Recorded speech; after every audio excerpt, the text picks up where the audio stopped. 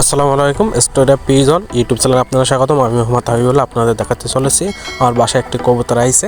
এই কবুতরটা ধরা কবুতর অবশ্যই ধরা হয়েছে, বাসায় অনেকদিন ধরে আছে, তাই আজকে একটা ভিডিও বানালাম। যদি কারো কবুতর হয়ে থাকে এটা আমাকে প্রমাণ দিয়ে কবুতরটা নিয়ে যেয়ে কবুতরটা ধরা এবং মদ্দা নামে এটা বলবো না, আপনাদের বললে এটা বুঝতে পারবেন। এই জন্য কবুতরটা আইছে আমার 1 সপ্তাহ হয়েছে বাড়ি থেকে, তারপরে ধরে আপনাদের খাঁচায় দিয়ে একটা ভিডিও বানালাম।